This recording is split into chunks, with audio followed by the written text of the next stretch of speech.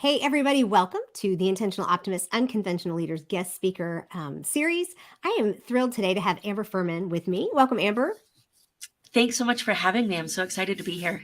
I know we're going to talk about some good stuff. If you have not listened to episode 92, talking about what did we call it? Uncovering your value, because Amber talks about her own definition of success and how it's flexible and how it changes. And one of the things that we were struck with was if you don't understand your own value, you can't define success, right? Yeah.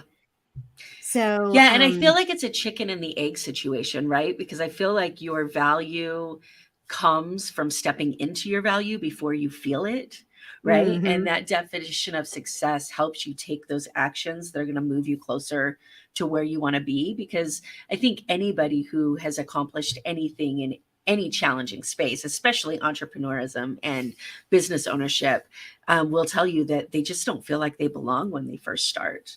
Mm, And I hate the phrase fake it till you make it. I feel like that yeah. messes with our mind. However, there is this element of needing to believe it until you become it. And that's what Mm. designing your idea of success allows you to do. Well, and if we're looking at figuring out ways to create confidence, faking it never does. No. And Believing it it's does, but so, yeah. And I mean, anybody who believes in energy, which, look, I'm an attorney as well as a right. business coach, anything non scientific, I was like, I'm not getting on board with all of this, right? I need evidence. And then I started NLP. And I remember having conversations with my NLP trainer, and I'd be like, is this real? And she's like, does it matter? I'm like, yes, it matters. Like, of course it matters. And she's like, if your brain thinks it's real, it's real. And I'm like, this is not going to work for me. But Um, but now you're getting into the actual science of the brain, yes, and it yes, is real. it is Yeah. real. And so from that path, we went into this whole energetic conversation. And anybody who believes in energy has to believe that faking till you make it sends off an energy where somebody may not know why they're not connecting with you. They're just not connecting with you because you don't feel it. So how Because are you're they faking, supposed to? Yeah. right? So, really quick, for anybody who's not yet listened to the podcast episode, maybe in 5 minutes or less, they haven't heard your story. You've just thrown out there, I'm a lawyer and I'm an MLP. It's like, could you, just for those who haven't actually listened to it yet, give us a 5 minute synopsis of kind of your background and why you do what you do now? Yeah, absolutely. So you heard me say that I'm an attorney, and that's why I have the green screen on. I wish I could say this was my living room. It's not, but we're hiding all of the stuff that You're believing you it can't until you see. see it. Right? Exactly. I'm an attorney, and I also have this past, which I'm sure that so many of you can relate to, full of failures and trauma and broken promises and whatever it looks like to you, where I thought that becoming an attorney, having a six-figure income was going to solve all of those things. So I didn't deal with anything that I really needed to deal with in my past. And specifically, mine deals with loss. I started losing people at the age of 8 to suicide. Mm. I lost 10 people between the ages of 8 and 18. My dad passed away when I was 18. And that leaves a toll that I ran from. And I ran from it in academic achievements. I thought if I got a six-figure income, if I got a law degree, that nothing else would matter. As soon as I had those things, my life didn't magically get better. And I started to have to question the reality that I lived in. I started suffering from panic attacks and anxiety attacks. And I started looking for a better way to show up in the world. I opened my own law firm in 2017, went to a sales seminar, found NLP, loved everything that was about, became a trainer in that. And through all of that is where this coaching part of me came, because I watch people run from things they don't want to deal with and tie their idea of success to an external definition. And I know what crash is coming after that. And I have Mm. this huge passion of helping people avoid that crash, if at all possible, by having them define their idea of success as early as possible. So, really quick, there are some people who do not know what NLP stands for.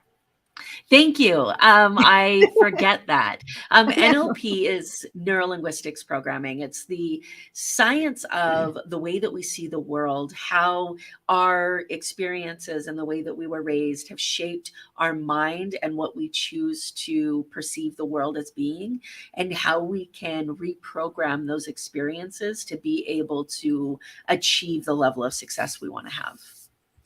And anybody who gets into any kind of coaching is going to at least touch on the concepts of neurolinguistic processing. Yeah. Anybody who's gone through any kind of counseling is going to touch on them. They may not dive deep into them, they may not understand what they're talking about or looking at, but they're going to learn them somehow because we've Yeah. all been programmed to a certain extent. If we've been trained in anything, we've been programmed. If we've put ourselves through law school, we've been programmed. If we have memorized words for a script from a play, we've been programmed, right? It's just we have programmed our brains to do certain things. And, we like to think of them as computers and, or, a lot of people do. It's like garbage in, garbage out. Well, Yeah. yeah, good stuff in, good stuff out, right? I mean, Yeah. there's all kinds of things. And the stuff I love that's so fascinating is that we have the ability to change all of that programming, Yeah. right? It's Our so brains true. are so resilient in that sense that there's this whole concept of neuroplasticity, the creating of new neural pathways and those kinds of things. Just they blow people's minds. But when you think about animals walking through a forest and tramping down the grass or the brush in a certain area, they lay a pathway. Well, if something Yeah. happens in that pathway, they're going to go around it and they're going to make a new pathway. It's the Mhm. same concept. And so it can Yeah. be hard, but it can be really good. Yeah. And I also want to point out that it's not always intentional and it's not always trauma based. It's as simple as your parents being afraid of heights, and then you Mm, as a child go to walk on a bench and they say, oh no, you can't get on that, you're going to get hurt. And then mhm, all of a sudden you have a child who is afraid of heights as an adult because when they were a kid they were told that if they walked on high things they were going to get hurt. right. It's and this is where it becomes incredibly valuable to talk to parents, to talk to people who have an influence in young children. I love working with teachers because we don't always understand how the innocent comments that we make land in a little person's brain. One of Mm, the most common ones that we as adults deal with is the people who are told when they're young, I can't afford that. Sorry, we can't have that. We can't afford it. We can't have that. We can't afford it. Well, how many of those people grow up with scarcity money issues that we now have to reprogram because they don't think that there's enough money in the world for the things that they want to have, and then they mm, can't afford to have the life that they want to live. And mm. there was nothing wrong with that statement. It was probably a true statement. Right. There's just other ways to avoid imprinting that on a child. Sure. But I wanted to make sure that it was clear that it's not always, I was beaten as a kid and No. now I have these beliefs, right? Like it's Yeah. so easy to imprint something by just an innocent comment. Sorry, I have one of those gnats flying around my face. And I've been trying to sit here very patiently and stop. But the other thing too is it's the belief system, it's the culture that we grow up in. I grew up in a culture. I grew up in Korea, so I'm what they call a third culture kid. It's not American, it's not Korean, it's just my own. And Yeah, so all of those things play into it. But before we go down that complete rabbit hole of NLP, which you we work could talk with about forever. we could. Maybe we'll just come on and do another one. Um, you work with clients specifically. You call yourself a success architect. What does that mean in how you work with your clients? Yeah, so it means that I help people draft a blueprint for what success looks like to them. I help people really envision what they want to create for their life to be. And the reason that this architecture idea hit so much home with me was because My dad was a contractor. I was paying homage to him when I decided I wanted to stay in this architecture theme. But the more that I really started to dig into what I do, the more I realized that it's exactly on point. If you're going Mm, to build a house, if you're going to build a building, you start with a blueprint. And then as mhm, soon as you have that blueprint with measurements and a real vision of what you want it to be, then you start to look for the people and the resources and the mm. tools that you need to build it. And then you need somebody who's brave enough to do it. And this is the same way I help my clients build their life, right? Yeah. We get the blueprint of what success means, starting with what success means. We get the blueprint for what they want their life to be, what they want their business to be, how those things are going to create a harmony in their life. What does it mean to them? Mm, Once we have that, who do you need to know? What do you need to learn? What tools and resources do you need to execute that? And then sometimes the most challenging part, having the courage to leave your life behind and create this new blueprint that we've just built. And that's what I mm. do as a success architect. Well, sticking with that, I like that analogy, because some of us are really good at figuring out the blueprint, right? I mean, I'm looking at your green screen back there and I'm like, that could definitely be a Yep. house for me. So there's things that we can visualize. We know what we want. We know where we want to be, and we can determine all the tools that we need to get there. And entrepreneurs are famous for this, right? We get all the Yes. tools and all the And different then we get more tools and and then more more tools tools and more training and and more more. people and more Yes, we get all of resources. that, Yeah. and then it's that last piece of that courage to actually follow through with the plan and say, "I have all the tools, I have the blueprint, why am I not moving forward?" Yeah. And I think that, believe it or not, I think that's where so many of us land, is that we don't have somebody that's kind of helping push us into that next, "Here's the courage, build the house." Yeah, and that's where my NLP training comes in that Okay. allows me to add another layer to this is because now I get to say, okay, when did you decide that you weren't good enough to have this? When did you decide you were going to get hurt? At what point did that land in your brain and how do we change it? And that's how I deal with that courage aspect is by reprogramming what makes somebody afraid or how they're Mhm. envisioning it. I did a speech in Nashville probably 3 months ago. And it was the first time I had tested out this line. And while it's never my intention to make people cry, I know I've hit a nerve when I do. Sure. Get it. And similar to what you just said, I told them that courage without a blueprint is wasted energy, and a Mm. blueprint without courage is just scratch paper. And that's all it Oh, is. yeah, that's That's really all it good. is. You're wasting paper if you are never gonna have the Doodling. courage to build it. Yeah, it's like doodles. It's like really, Yeah. really fascinating doodles. And anybody that's done any kind of blueprint knows it's a lot of work just to do the blueprint. Yeah. I mean, I famously did not get my coaching first. I started out thinking I wanted to be an Oh, interior didn't we designer. all? Yeah, I started out, well, I got my business degree, and I mean, I have all kinds of long stories, but when I came to read pivoting and doing something new, the first thing I did was I thought, I like my creative side. I really love making people happy, creating beautiful spaces. And so I signed up for a course through New York something or other design. Anyway, it's a certificate course for interior design. And on my first module, doing all those drafts, not a blueprint, interior design drafts, much more simple. Yeah. And when it came back with all these notes on it and like a B, I was like, I don't think so. Right. So when I think about an architect's blueprint, that's a lot of work. And so many times we put that much thought and that much work into the blueprint, and we have a hard time moving into it. To think that that would be just scratch paper is devastating. It is, and it's even worse when you love it so much, Yeah. right? Like, you build this perfect life, and the mistakes that people make the most is they don't go deep enough when they build that blueprint and that dream.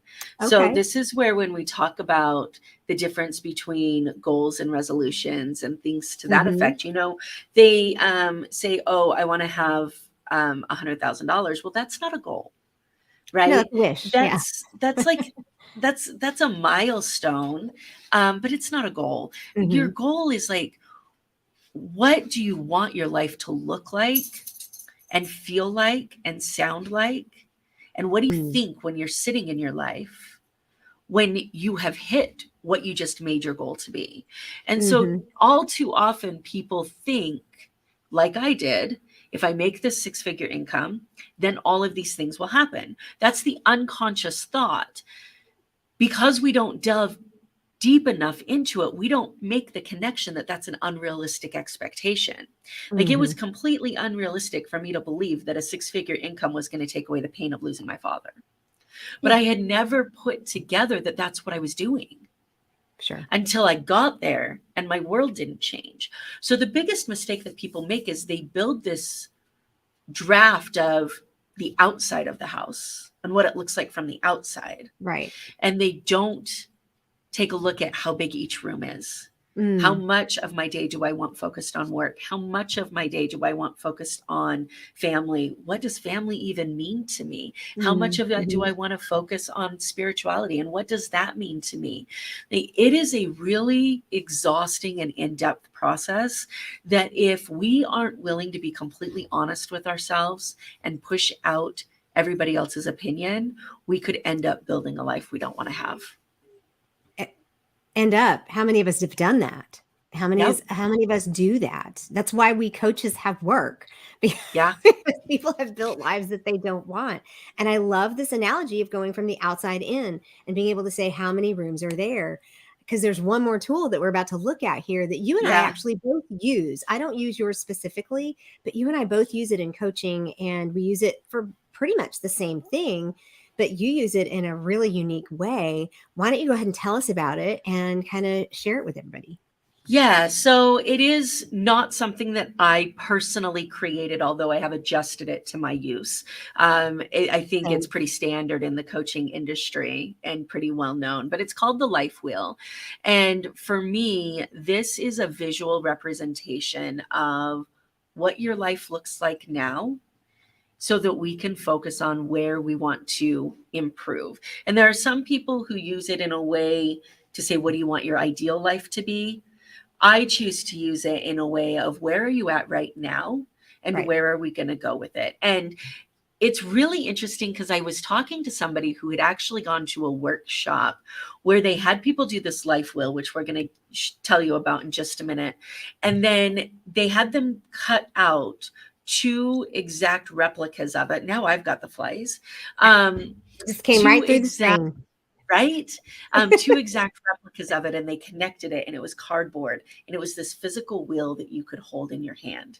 And it Hmm. was this representation of your life. And that was completely changing to me on the way that I approached this life wheel, because all of a sudden it was no longer an abstract Right. idea. It was now this physical thing that you're holding that is a representation of where the potholes are in your life. Yeah. So, for those of you who are wondering what the life wheel is, it looks like a Trivial Pursuit piece, and it has different areas of your life on it. So, Let me pop we it up. have what's that? I'm Oh, going to just put it perfect. on up there. Here it Yeah. is. Cool. So you can see that you have like career, relationships, health, finance, fun, environment, spirituality, knowledge. This is the categories that I use when I work with clients.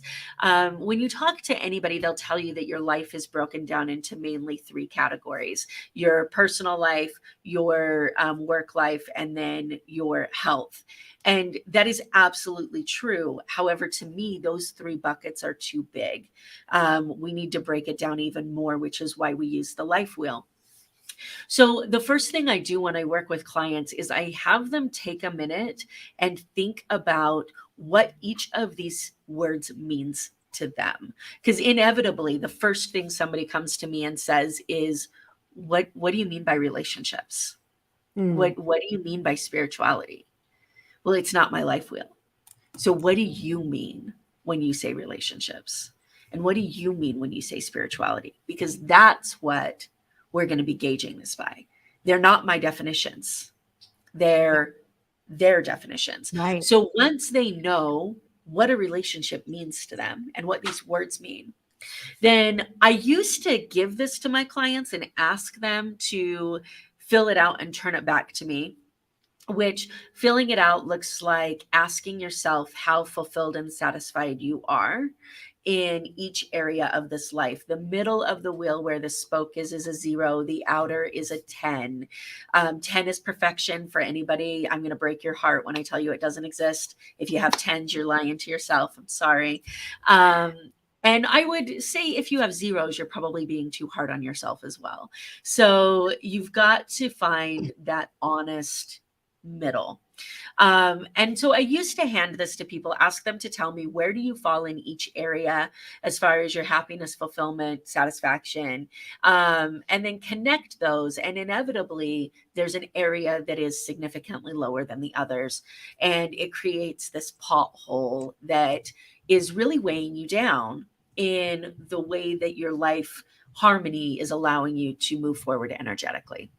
So when we start looking at what goals are we going to set for the next 90 days, what do we need to focus on as we're moving into the next quarter, which this is an amazing time to have this conversation No. because people should be making their quarter 3 goals right now. And if you're saying, I don't, number 1, set goals, and number 2, I don't set quarterly goals, then you are in for a hard awakening when you wake up and realize that you have no idea what your life turned into. Like, it has to be this intentional choice.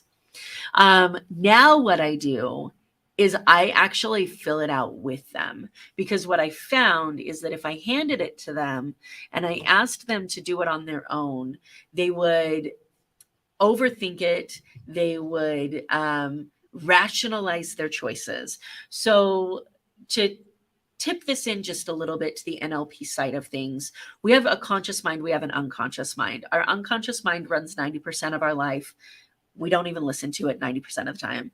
Our conscious mind runs 10% of our life and is arrogant enough to think that it runs it all, I right? know. Yep. The best description I've ever heard of this is from um, You're Invited by John Levy. It's a book by John Levy, and he talks Mhm. about it being an elephant and a rider. And I had never heard this analogy before. And he Yes. talks about your unconscious mind being the elephant and your conscious mind being the rider. Mhm. And we look at a little human Here, I'm on gonna let you do that this. because I know you're gonna need to Oh, yeah, do. no. Okay. Yeah. So we look at a little human on this elephant, and the elephant is seemingly going where the little human wants it to go. The reality is that elephant isn't going anywhere it doesn't want to go. The Right. human is just rationalizing that they've trained that elephant. And maybe they have to an extent, but at some point in time, something is going to get the attention of that elephant. And that elephant is going to have a choice to make. And if that elephant goes where the rider wants to, it is solely because the elephant wants to. The Mm, human is not making it do anything. Well, that's right. our conscious mind and our unconscious mind. So the conscious mind says, oh, look, I'm in control. But really, it's your unconscious mind.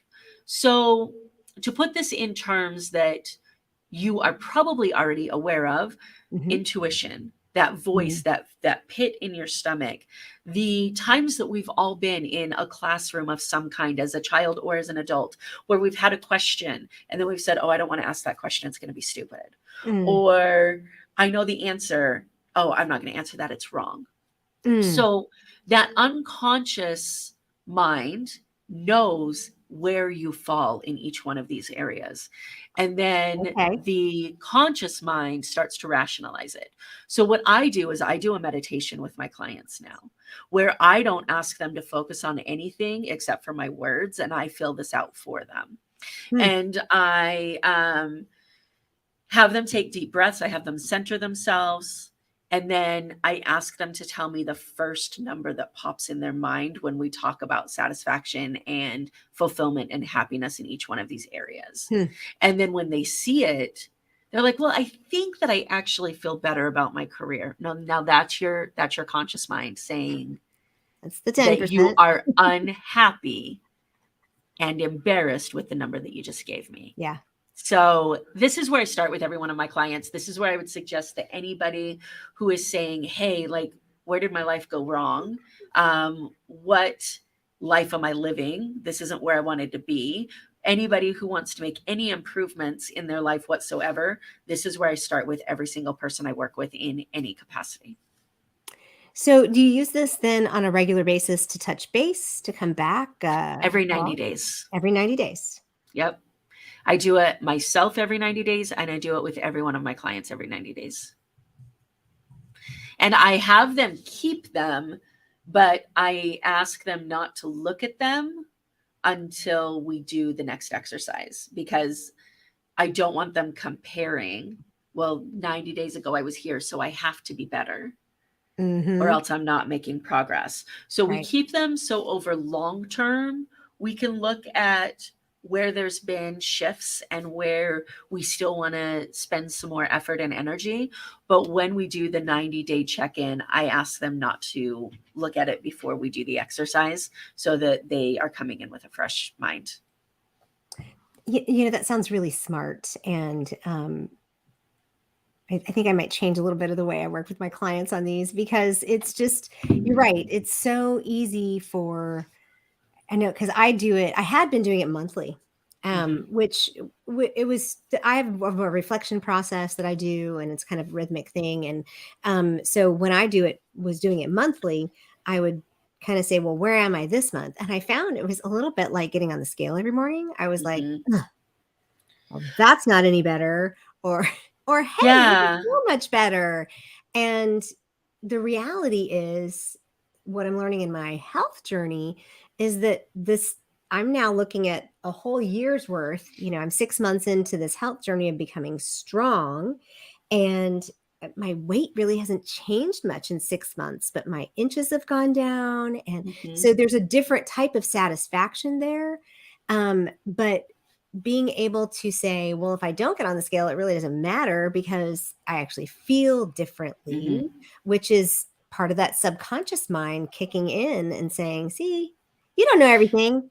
Yeah. Well, and the other part of this too is, when we do this exercise, a lot of people will immediately look at it and start beating themselves up for the areas that are low, Yeah. similar to the health journey that you're talking about right now. Yeah. And that's not the purpose of this. The purpose of this is, when you are truly designing your life and when you're truly living in a place of courage, every action that you take is intentional.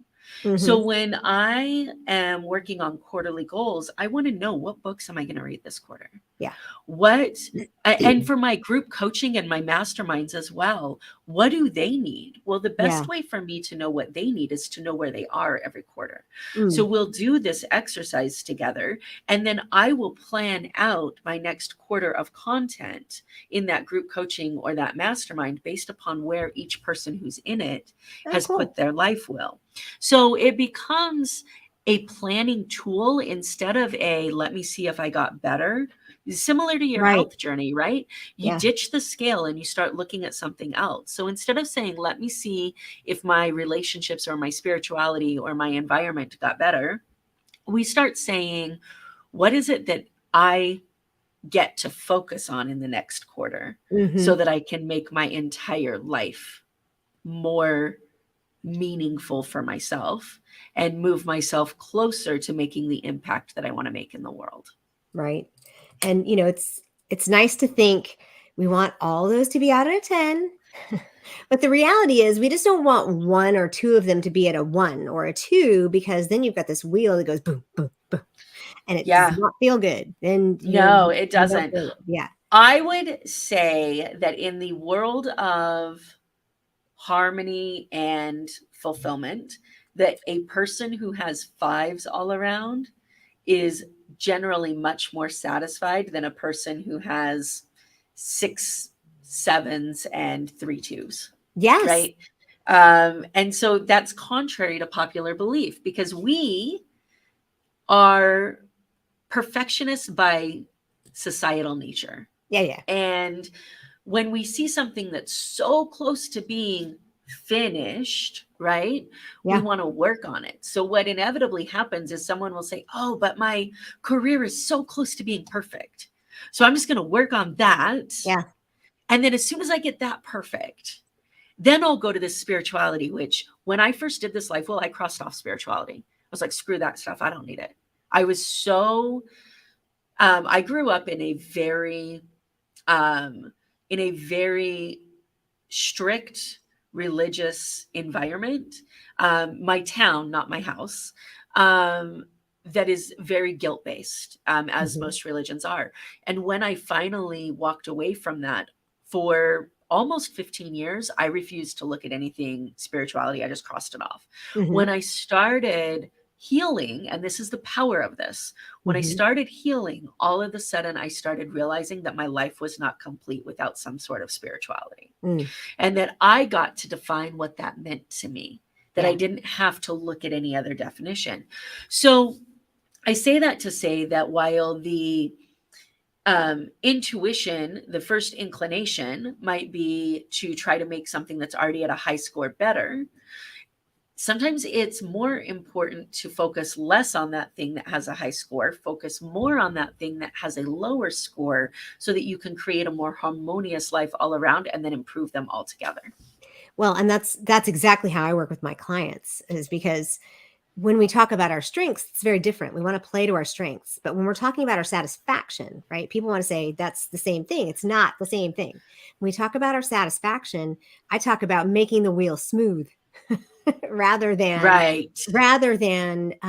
pulling them all out to 10. At least just make it smooth. And that really seems to resonate with people. It seems to be something they can accept and they can actually figure out.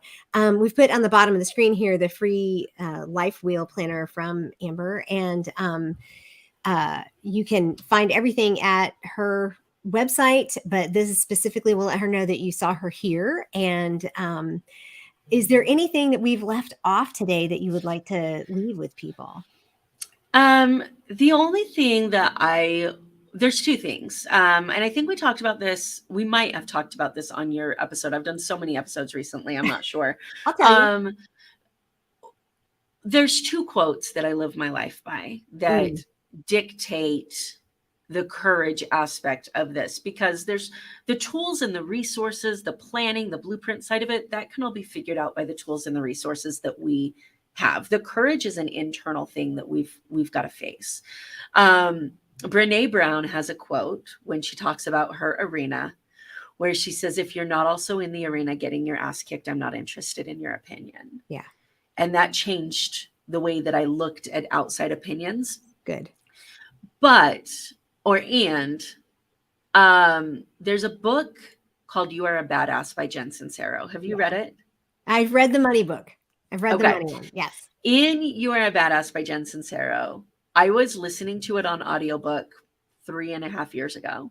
And this one was And in the podcast. So when you go listen to the podcast episode, you'll hear her talk about this a little bit too. But go ahead and did share I it. talk about You this? did. Okay. Yeah, go ahead. So I was driving and I had to pull over and stop and rewind and listen again, because she has a quote in that book that says, the walls of your comfort zone are lovingly decorated with a lifetime of your favorite excuses. And if you are not currently thinking about your comfort zone as a place that you live, you should be. Mhm. And just know that the coaches that are in your corner, the mentors that are in your corner, the people that are there to support you in whatever way they are standing outside the door of that little world that you live in, but they can't open it for you. You have to open it and you have to step outside on your own. And then they'll be there to meet you, but you have Yes. to take that step. They're there with open arms, ready. Yes. Yes. Yeah, I love both those quotes. So if you go back and listen to episode 92 with Amber Fuhriman, you will hear some of that. And you'll hear her talk about it a little more in detail, talking about sitting on her couch and looking up and looking at all of her excuses, which is very helpful when we need to look at that from our own perspective. So thank you so much for your vulnerability and for sharing. And if you want to hear more from Amber, she has her own podcast called Beyond Corporate. And isn't that correct? And More than corporate. More than corporate, excuse me. Yeah. More than No, corporate. you're fine. And you can check that out on every place that podcasts are available. And I look forward, Amber, to learning more and more from you. Thank you so much today. You're always valued opinion and information here. We really appreciate you. Thank you for having me. It's been a blast. And I would love to hear the feedback from anybody who's listening on what part of this resonated the most for you. So feel free to reach out. Excellent. We will make sure that that's available and easy to do. Thank you, and y'all have a great day.